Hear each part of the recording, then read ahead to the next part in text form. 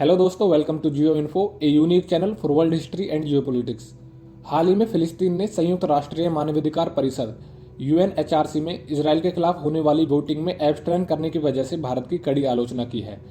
ये पूरा मामला है क्या? यूएनएचआरसी में इसराइल के खिलाफ वोटिंग क्यों हो रही थी? भारत ने इस वोटिंग में एब्सटेन क्यों किया? फिलिस्तीन ने भारत की आलोचना क्यों की और भारत का क्या जवाब रहा? आइए इस वीडियो में ब्रीफली डिस्कस करते हैं। आपको पता होगा, अभी हाल ही के इसराइल पैलेस्टाइन कॉन्फ्लिक्ट में इसराइल ने काफ़ी हैवी बॉम्बिंग की है पैलेस्टाइन की, मेनली गाजा की, जिसमें कि लगभग 300 लोग मारे जा चुके हैं।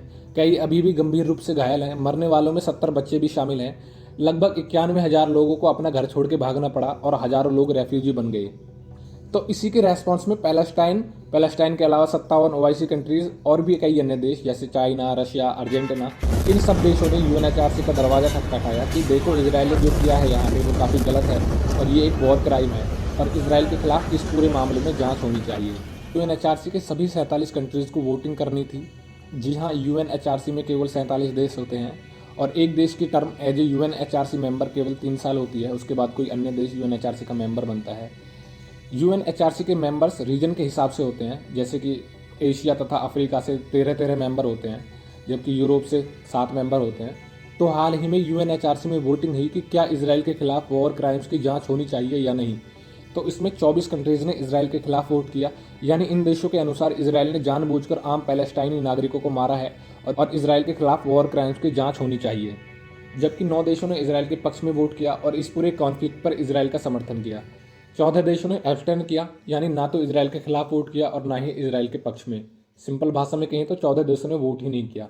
एब्सटेन करने वाले देशों में भारत भी शामिल था। तो भारत के इसी एब्सटेन करने की वजह से फिलिस्तीन भारत पर काफ़ी हद तक गुस्सा है। फिलिस्तीन के विदेश मंत्री डॉक्टर रियाद मल्की ने कहा कि फिलिस्तीनी मुद्दे पर हाल ही के प्रस्ताव में भारत का परहेज सभी लोगों के मानवाधिकारों का दमन करता है। और फिलिस्तीनी विदेश मंत्री ने 30 मई को भारतीय विदेश मंत्री एस जयशंकर को चिट्ठी भी लिखी, जो कि काफ़ी कम देखने को मिलता है।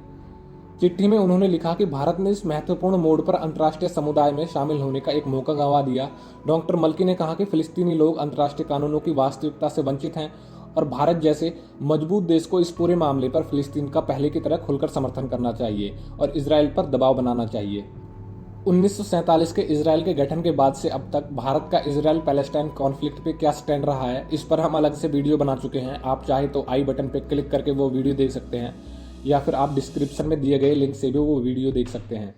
यूएनएचआरसी वोटिंग से परहेज करने के लिए फिलिस्तीन द्वारा भारत की आलोचना के बाद नई दिल्ली ने गुरुवार को कहा कि उसकी स्थिति यानी भारत की स्थिति इस पूरे मामले पर नई नहीं है। एक मीडिया ब्रीफिंग में विदेश मंत्रालय के प्रवक्ता अरिंदम बागची ने कहा कि फिलिस्तीन ने इस पूरे मामले पर अन्य देशों को भी इसी तरह के पत्र लिखे हैं जिन्होंने की वोटिंग में भाग नहीं लिया, तो भारत कोई नया नहीं है। बागची ने कहा कि हमने जो स्टैंड लिया है वो कोई नया नहीं है और हमने पिछले कई मौकों पर वोटिंग से परहेज किया है। मुझे लगता है कि यह हमारी स्थिति को काफी स्पष्ट रूप से बताता है और इन सभी सवालों का समाधान करता है। और ऐसा नहीं है कि ये केवल पैलेस्टाइन ने किया है, इसराइल ने भी मैक्सिको और अर्जेंटीना के एम्बेसडर्स को समन किया है और इन देशों से इसराइल के खिलाफ यूएनएचआरसी में वोटिंग करने का कारण पूछा है।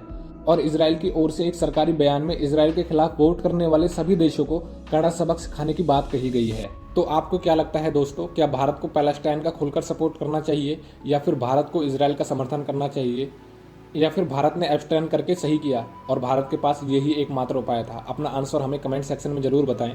ऑल्दो यूएनएचआरसी में इसराइल के खिलाफ प्रस्ताव पास हो चुका है और इसराइल के खिलाफ वॉर क्राइम्स की जांच भी शुरू हो चुकी है, लेकिन अगर जांच का रिजल्ट इसराइल के खिलाफ आता है, जो कि उम्मीद है कि आ ही जाएगा, तो यूएनएचआरसी इसराइल के खिलाफ क्या एक्शन लेगा ये देखना बड़ा इंटरेस्टिंग होगा, क्योंकि इसराइल इस समय यूएनएचआरसी का पार्ट नहीं है। दरअसल 2018 में ट्रंप के दौर में यूएस और इसराइल ने ह्यूमन राइट्स काउंसिल से पुल आउट कर लिया और रीजन ये बताया, ये काउंसिल काफी बायस्ड है और यहाँ बेवजह ही इसराइल की आलोचना की जाती है। दोस्तों, इसराइल पैलेस्टाइन इशू से रिलेटेड हर इशू पे अलग से हम वीडियो बना चुके हैं। इसराइल पैलेस्टाइन हिस्ट्री हो या फिर भारत का क्या स्टैंड है, और भी बहुत सी वीडियोस। इन सभी वीडियोस के लिंक आपको डिस्क्रिप्शन में मिल जाएंगे या फिर वीडियो के अंत में दिखने वाले प्लेलिस्ट पर क्लिक करके भी आप ये वीडियोस देख सकते हो। अभी के लिए हमें इजाज़त दें। वीडियो अच्छी लगी तो वीडियो को लाइक करें, शेयर करें, चैनल को सब्सक्राइब करके बेल आइकन को प्रेस करना ना भूलें। Thank you for listening. God bless you all.